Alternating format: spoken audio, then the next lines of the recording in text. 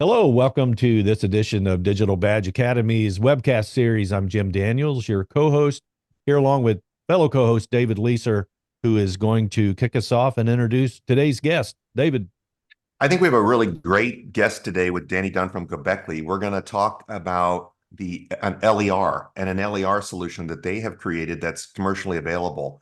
And so there's a lot of questions about CLRs and LERs. So I think this is going to be a really great way to see how Danny's company is making it real. Yeah, I'm excited. So thanks for having me on. And let me know. Do you want me to share my screen now and we just jump into it? Or? Let's actually start with what drove you in this direction in the first place. All right. Yeah. Yeah, it's a little bit of a long story. But the summary is I'm a dyslexic homeschool kid from North Bend, Washington, who my dad worked for Apple. I kind of heard Steve Jobs like it was from the pulpit. And so when I was 13, I decided I wanted to be an entrepreneur when I grew up.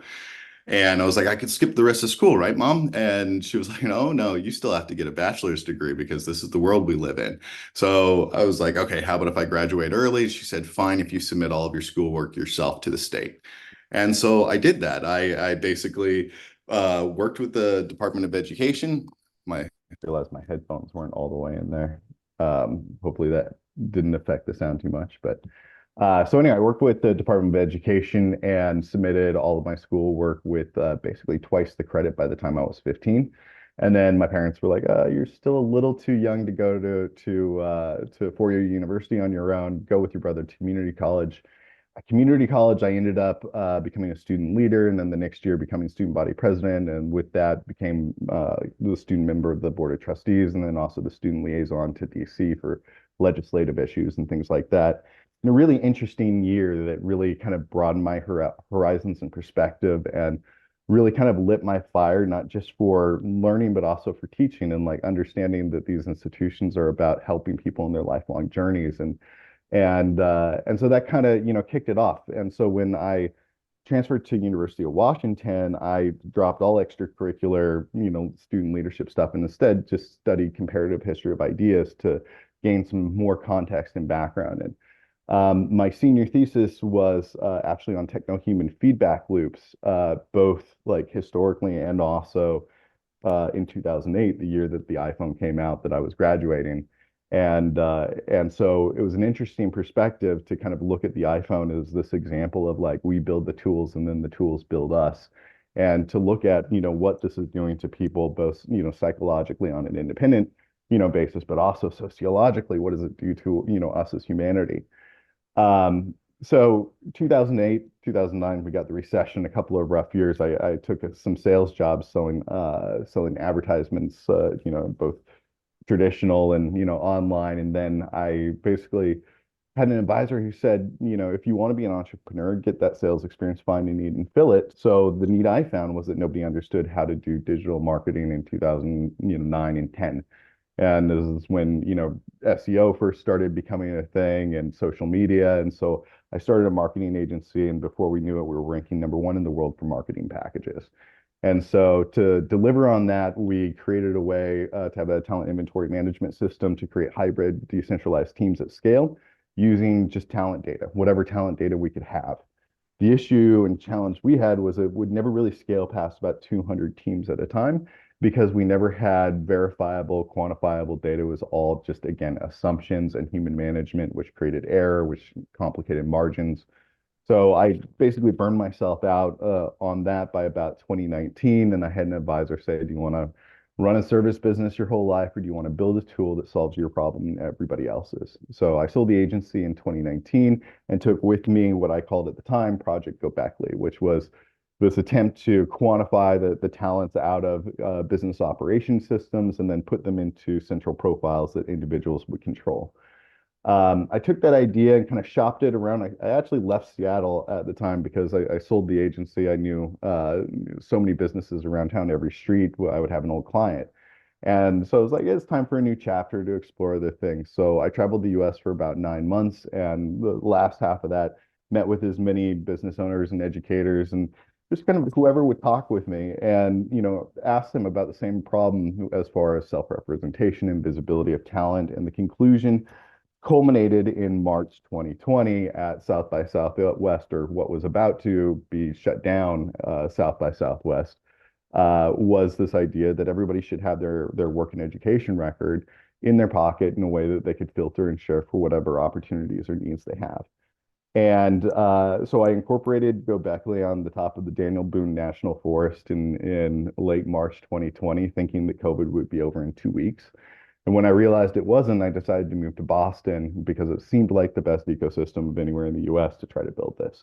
Started hanging around MIT and was introduced to the SOLID project that Tim Berners-Lee was working on, as well as the Digital Credential Consortium. And through those two groups, met my co-founder Coyote, who had been working on the verifiable credential protocol for SOLID as his master's thesis, and then also had been heavily involved in the DCC. And we kind of shared this, vision of everybody should have all of their work and education record, in a quantifiable and verifiable way that they could filter and share as they need it throughout their life. And so when we first partnered, we started working first on the semantic interoperability, because in theory, it's fine if you could collect, all of this evidence and data from everywhere. The question is, how does it stack? How does it combine? How can it create, something of meaning for the individual and whoever they share it with, right? And so we spent the first real 9 months working together, actually creating a next generation version of skill tagging that is meant for credentialing, and we call it STAMP, which is called Standardized Talent Asset Mapping Protocol. It's basically skill tagging in an interoperable, crosswalkable way using a JSON LD file to measure the relationship and size and scale of the use of those skills in context. And so using a JSON LD makes it both so that you could actually make a data visualization out of these skill tags, but at the same time, you could also attach them to verifiable credentials to describe, for instance, a course. And that was where we started, was looking at DataCamp, Codecademy, and General Assembly Python courses, and creating these data visualizations that showed, the difference in what was being covered to scale in those courses. That led us to several other LMSs, Canvas, Blackboard, and kind of the word was like, it's interesting, but show us that the schools are interested in this first. So because the schools are their clients. And so that led us back around to several more conversations with schools. And then they said, well, what are you really building? And we said this universal talent passport. And it seemed to really solve this problem of, all these schools are issuing credentials, but people don't necessarily know how to collect and present them. And so we had come up with a design that basically has three parts. One is these passport pages where you can hold variations of your profile and then attach those and share those to organizations or publicly or wherever. To have a central talent tree that basically has a master copy of all of your talent data in a way that's easy to navigate and visualize, so that you could see your talent data in one organized kind of central CRM of all of your stories. And then part three was a conversational assistant to help you navigate and leverage this data for whatever you want and need as you go in life. And so we were asked by the U.S. Chamber of Commerce last year to partner with some organizations and then present our prototype at their Experience U project as one of the demos that they were doing at the mid-year meeting in July. So we partnered with University of Phoenix, the city of Boston, and then we had kind of separate friends and family focus group, total about 90 to 95 or so volunteers that we had worked with our prototype, getting their feedback first and getting them to test certain functionalities of it. The key takeaways that we got from it was that users would absolutely use this for their own benefit if it served them on a consistent basis in a few ways. Number one was they wanted to create variable profiles, not just for job applications, but for evergreen self-representation. Basically, LinkedIn doesn't cut it because you only get one version of your LinkedIn, right? And it's very public, and you have to, make it work for all, use cases. Whereas if you had a central database of all of your work and education record, and you could filter it based off of use case, you could filter a profile just for a meeting, so that you could have, a particular, short bio, so that an individual can understand for a particular project, or you could share it with, a small group, or, you could share it with your, employer in order to get a promotion or a raise. They become very contextualized ways of self-representation. And we found that they would want those kind of in very flexible, kind of responsive formats that come off as mobile first and beautiful for humans, but also, are flexible to work with legacy systems and machines, right? And it's more of something that can be a viral thing that individuals can actually drive forward the adoption of the LER ecosystem if we give them a class of applications that make LER data truly meaningful and useful in their daily lives. So we looked at it not just as far as being able to be used for self-representation, but also personal growth. If we have all this data, in this private app that they can control and analyze and utilize, filter and share, it makes perfect sense as well to use that not just for personal representation, but also for strategic development for oneself, understanding what your goals, objectives, opportunities are, and creating your own career pathways based off of what assets, opportunities, strengths, weaknesses you currently have, and be able to represent yourself through that. So we also are looking at ways to integrate and allow other service providers to kind of build their own integrations into the passport as well, allowing people to essentially share and exchange their data for better services with their schools, with their employers, even with their governments through these passport pages. And so hopefully the goal is that if we're creating this emerging LER ecosystem that is centered around humans, we have to create these deeply valuable human-centered experiences that empower individuals to drive this ecosystem forward. And we're kind of at this stage so far where adoption of LER technology that's been successful has been from top-down kind of directives. If you look globally at like China and Europe and other, their state, at least supported, directed initiatives and adoption of wallets is largely because, oh, you're within this cluster or within this ecosystem. Those are normally like within certain geographies or certain industries. There's no class of application out there that's just so genuinely useful for an individual that happens to use LER technology that humans can show up, independently, to any organization and impress that organization with the data that they can deliver. When we get to that point, that's when mass adoption of the LER ecosystem is going to happen, because that's what employers are waiting for. They all say LER data sounds cool, but no human is showing up presenting us data that's better than we can create on our own, right?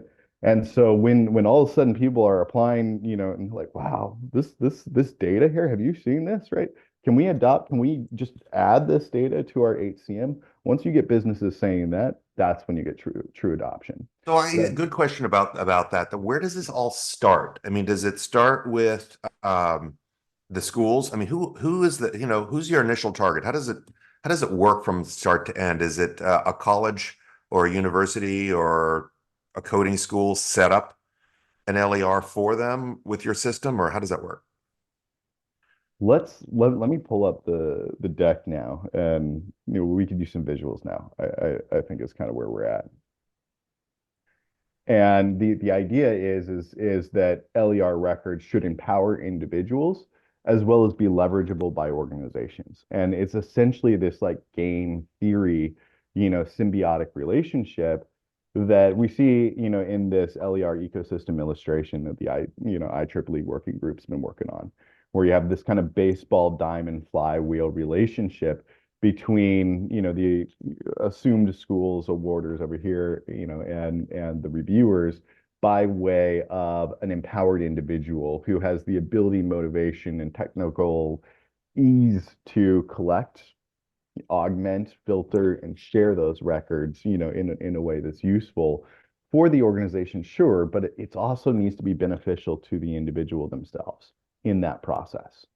And so, like, creating it so that it's mandatory is one way, right? But, we live in a world that's, driven forward by products that solve problems, right? And so, we have to think about like, what is the problem we have to solve in order to make, this ecosystem, truly work. And we believe that the key is putting users first in this user, centered ecosystem. And so we're creating a universal talent passport that any organization can partner with, and then a partnership program that gives organizations access to education, developers, and technology in order to build their own integrated solutions in their own way. And so, So real quick on that though, is your customer then, is the customer the company? Is it the credential or whatever you want to call it, the issuer? How does it start? I mean, does it yeah, start? it's Because mostly on going the to badges start. obviously start with the completion of an activity, right? Yeah, it's mostly going to start with the issuers. And that's what Hmm. we're seeing kind of in the larger LER ecosystem Hmm. is those are the ones who are adopting, right? Right. As far as those that are, that are reviewing, and verifying that data, there are very few out there, but it seems to be following behind by like, 10% of those that are, currently issuing, right? Right. And there's this theory out there that like we just need to get people issuing a critical mass. And if we get a critical mass of issuing, right, then the reviewers will start adopting because the reviewers are out there saying, just get us the data, right? If you Hmm. have data, we'll adopt the data, right? So the issuers are like, okay, let's credential everything, right? And so that's a philosophy out there, except for it's kind of just throwing spaghetti at a wall, because you need individuals to collect what has been issued, claim it, right? And actually use it and then share it, right? And so that's never going to happen no matter how many credentials you issue, unless there is a good user experience that we can give individuals that make it worthwhile, right? For themselves personally. Um, and not just within like closed ecosystem loops, but just kind of in a general basis, we want credentials to actually be thought of as like a currency of your career, right? And so we need to, create these not just these big structural systems, for verification, but these simple human-facing systems as well. So as far as creating this kind of symbiotic game theory relationship, we kind of go to the illustration of our company, Göbekli Tepe, which is the oldest megalithic site discovered. Is about 12,000 years old, and this at the kind of center point of the Fertile Crescent, and believed to be the point where hunter and gatherers started coming together at the end of the last ice age to exchange their knowledge and skills with each other. We see evidence of early forms of pottery, early forms of agriculture coming together from this spot from diverse tribes. And it kind of serves as this interesting like crux moment in time.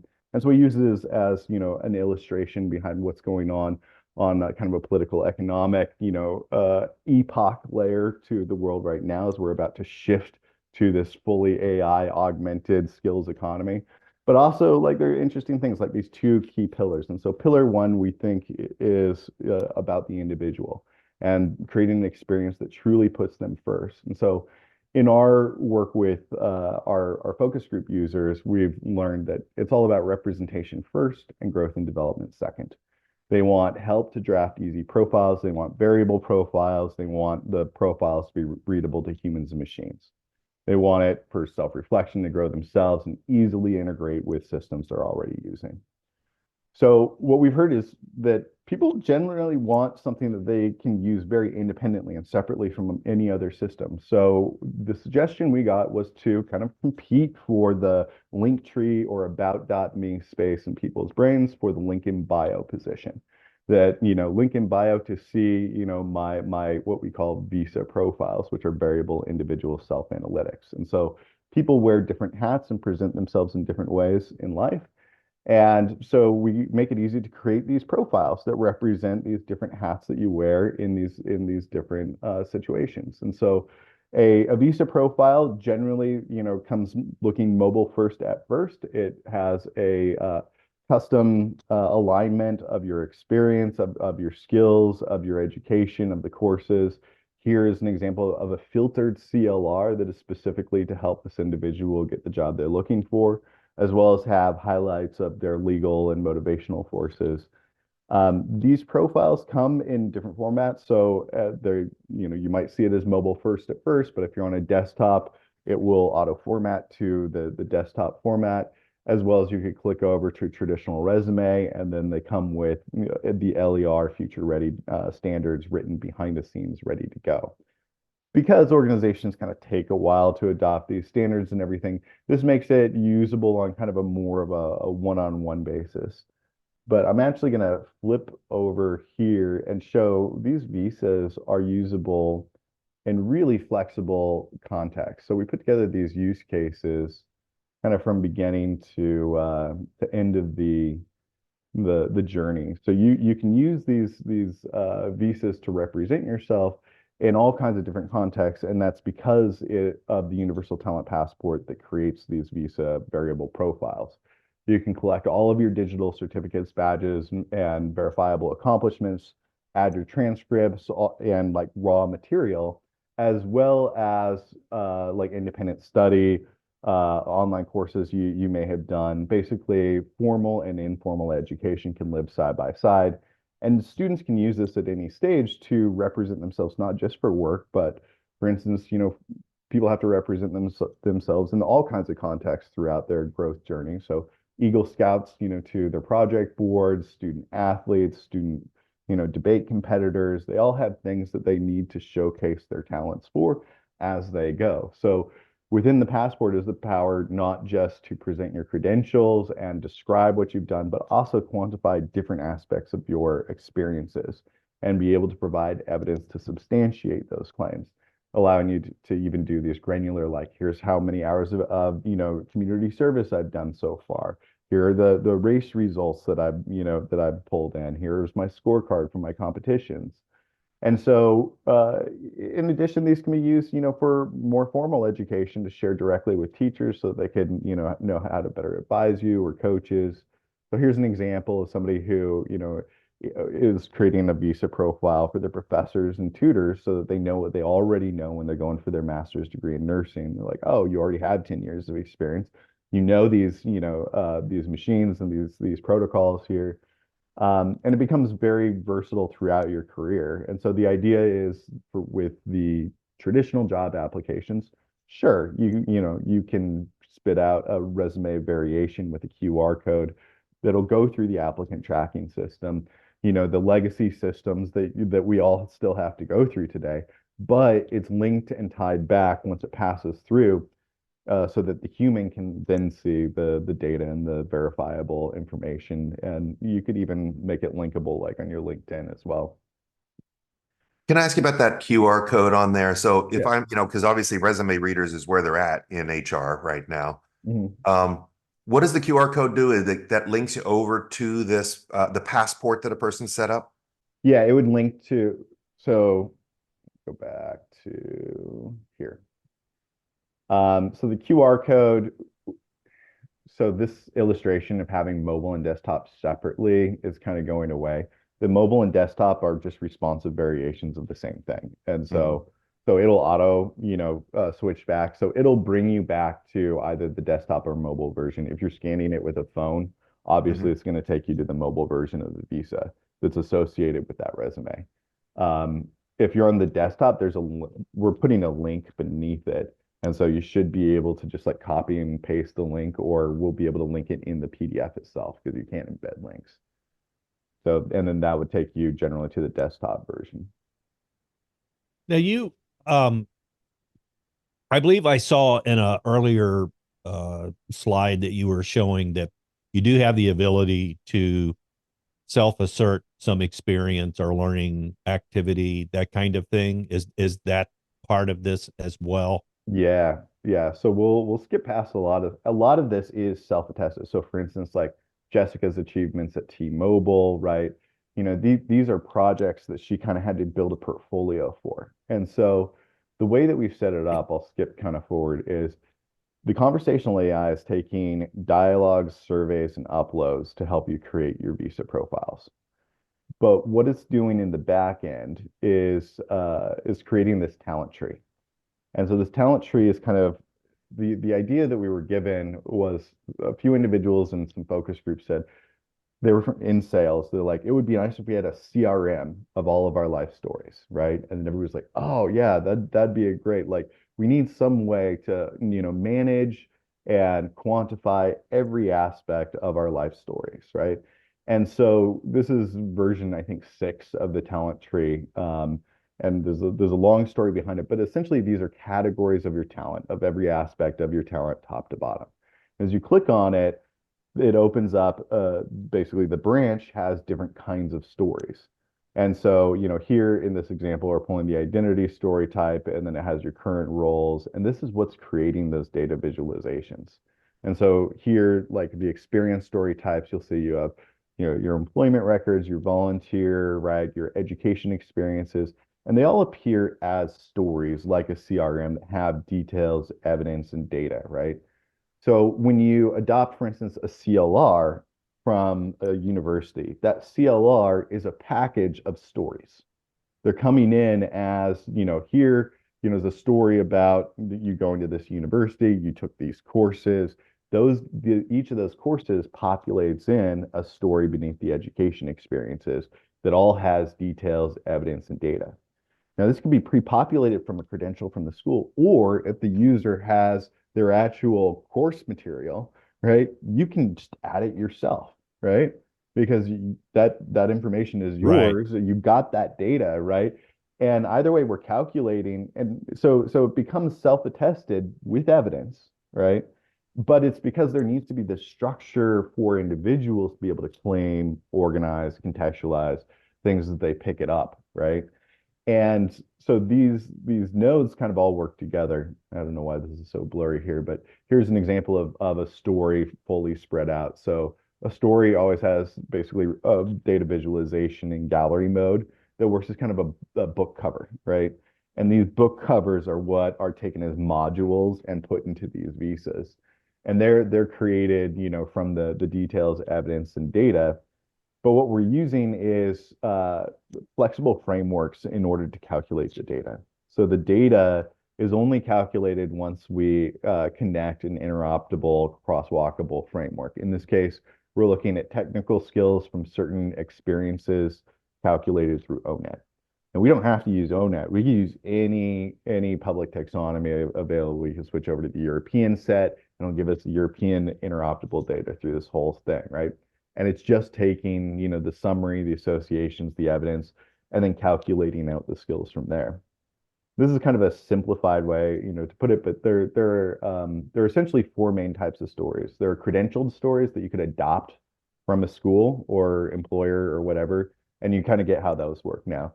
You've got the self-attested stories, and that's mostly going to be like, even your resume, the resume is adopting self-attested stories from the resume, right? It's saying like, oh, Right. we see these events, right? And then the resume becomes the evidence, right? That created and populated these stories. So it would say like, oh, we see that you worked here, there, and over there. And the evidence we have for it is a paper resume that you uploaded.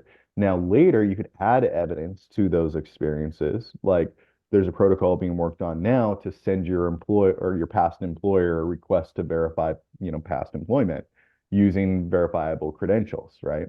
It's not out yet. It will exist, right? So in this case, it's like, oh, would you like me to, go out and add, a peer verification, to this experience? Do you have an email I could reach out to your past employer to get that verified, right? So it's very expandable to have this framework of everything's a story. There are a few different kinds of stories, but they all have details, evidence, and data. They all produce, a data visualization, and they all live in this kind of larger inventory of your entire life's experience. Yeah, So, it makes so much sense, right? When you talk about putting it into story format, right? It's mm, ultimately all about building your personal brand and providing exactly. all the And these detail, are that sits behind that. And right. something else that just kind of triggered for me as well, when every time I've thought about LERs or LER ecosystem, in my mind, I've always kind of positioned it as something that comes into play starting with higher education. But I'm seeing a lot of potential value here for, really at the early high school level, Absolutely. right? Because if you think about students who, maybe are going to go for scholarships or even just applying, to colleges in that. There's a lot that goes on during the high school years that could be captured. And so it's a story that evolves, obviously, Absolutely. which Yeah. just These are all, underscores everything that you've been saying about being able to yeah. have it meet specific needs from a profiling standpoint. Right. Right. So yeah, anyway, the other two types of stories here, the calculated and the surveyed stories. The calculated stories, again, use an adopted framework, right? But they get really cool because you could use the calculated stories, look at other stories combined, and then create and are able to articulate more, data and understanding about the person. And then surveyed stories typically are like Myers-Briggs, right? Or your life stage assessment survey, or even just any assessment whatsoever, right? It could be my, math 99, assessment that I, completely bombed at when I was 14, right? You know, those can be assessed and then credentialed. And so these different kinds of stories, we already talked about the cross-pollination. So here's an example of really how each of these are connected. Within the experiences and responses, and we'll get into this in 1 second. There's a question that's always why. Why did you choose this experience? Why did you have that response, right? And so the answers to those questions reflect down into your motivations, right? And they create a calculated story within your motivations, but it's not the only story within your motivations. There's several different types. Also, as far as calculating type stories, technical and human skills are mostly calculated from the experiences and responses of a person.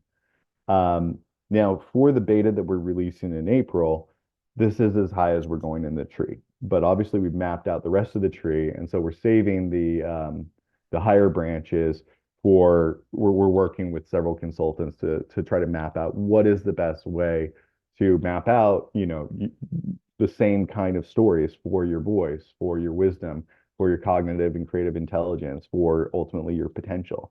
And so this is coming out later in the fall, where we'll focus on these, which are more self-reflection branches of the tree anyway. They're not as important in building these front-facing visas, which is the primary driving motivation for everybody to adopt, right? It's the self-representation piece is really the thing that drives adoption forward, because it's something everybody actually needs in a practical way, right?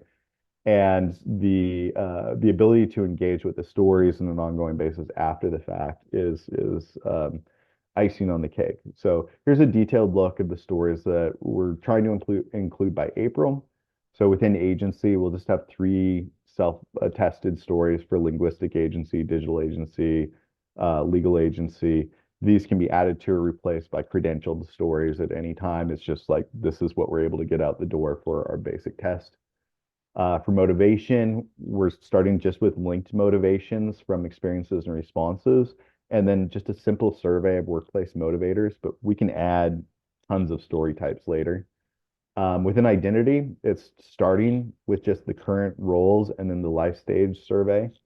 And then we'll basically grow from there. Interests, again, is the current aspirations, which we use current aspirations to create the visa profiles in the first place. There's also an ONET interest profile that we're adopting, but there's tons of other. This we actually want to plug in with like all of your like YouTube and social media and be able to calculate your interest directly from the content you're consuming, and be able to use that as like a feedback loop, that goes into like, what are you spending your time, consuming, as a human, like what are your actual interests?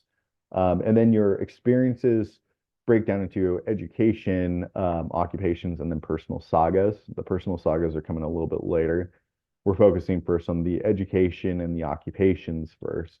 And then we're defining occupations as more than just employment. We see it as a spectrum of way that you invest your time and thought energy throughout your life, including friends and family responsibility, where, your life as a student is separate than what you're learning as a student. Employment experience, hobbies, volunteering, entrepreneurship, etc. And then your responses is more of your thoughts, feelings, actions, and communications. These are where, like, for instance, like achievements are, achievements and personal disciplines, they largely calculate up into human skills.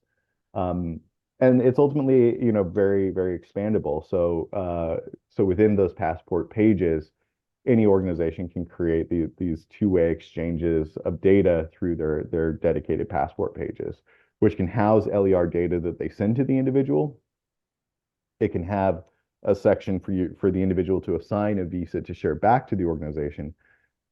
But it can also integrate widgets. It could add documentation for Pythia to, be able to better guide the student or the employee through things like the HR handbook, the student handbook, student resources for, financial aid assistance. It can add story and conversation types to Pythia so that, for instance, like would you like to look through the, course catalog and, pick out your next courses based off of your objectives, things like that. It can enhance the AI to do that, as well as add custom story types. For instance, like if there's information the university needs to know about the student that they would like to request them to self-attest, and so that adds a new custom story type as well. And So then you mentioned a beta coming out in April. How can people get involved with you? yeah, so that's we are trying to make it as easy as possible for organizations to partner with us. And what we found, and that this comes to pillar number 2, that is the wrong button. I need the slideshow button.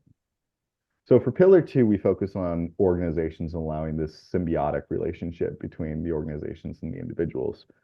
However, when we approached a lot of schools last fall, the majority of the answer we got was nobody is ready for credential wallet partners on their own quite yet, because they haven't quite figured out how this whole ecosystem works, what they want to be publishing in the first place, what data they want to receive. And so there needs to be kind of a period of time of exploration and education, and then, get access to consultants and technology in order to, be able to set yourself up for a pilot.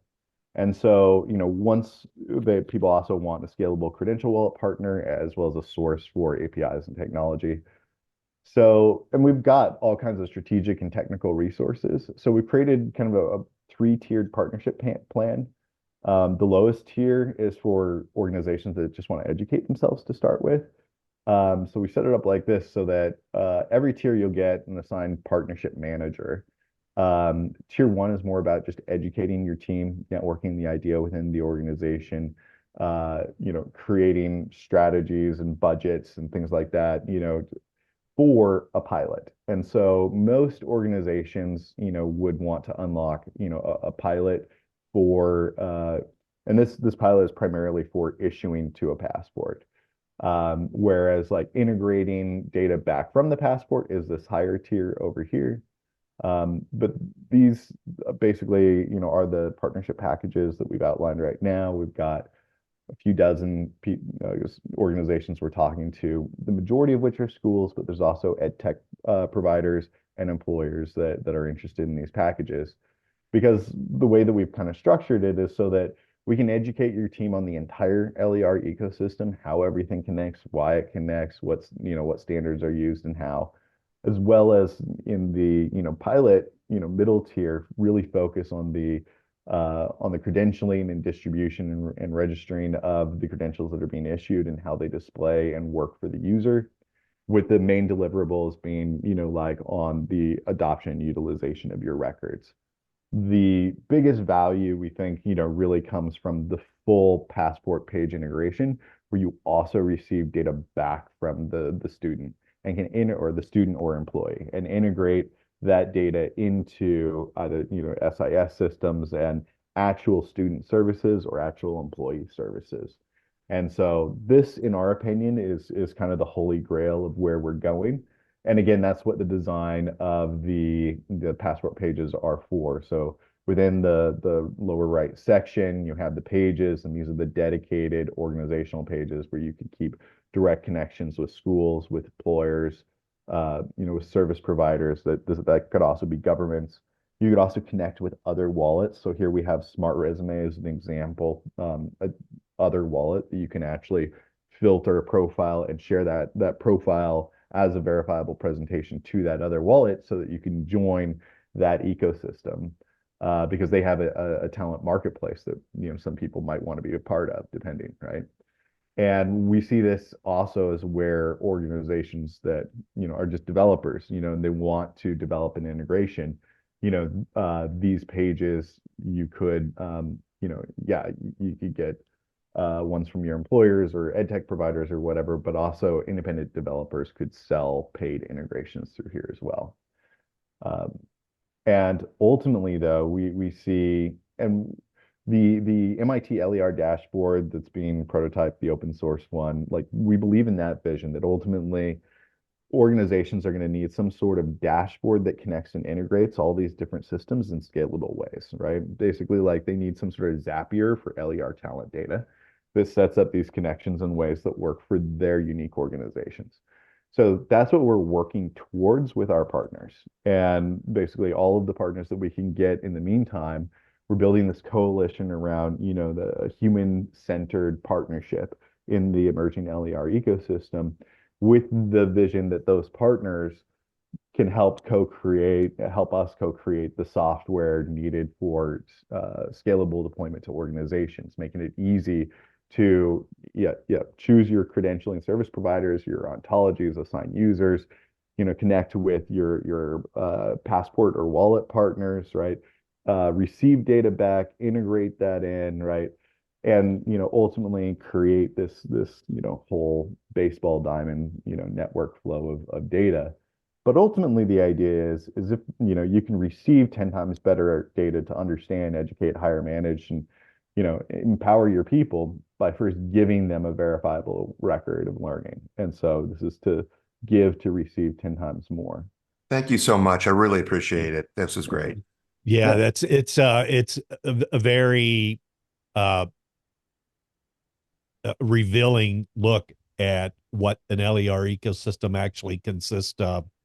And I really appreciate, Danny, you taking us through this. I'm anxious to see how things go once you get your beta rolled out and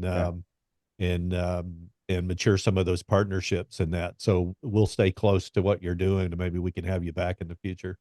Yeah, I appreciate your time. Again, this is all evolving in real time. It's very, very exciting. Not just with our product, but like the whole ecosystem is evolving right in front of our eyes. And it's just the most exciting landscape to be a part of. So I appreciate you guys taking the time. Yeah, definitely fascinating. Thank you so much. Yeah. Are you looking to launch a digital badging program or improve an existing one? Look no further than Digital Badge Academy. Our highly popular online masterclass will help you gain the skills and insights necessary to achieve success. Enroll now and start learning today.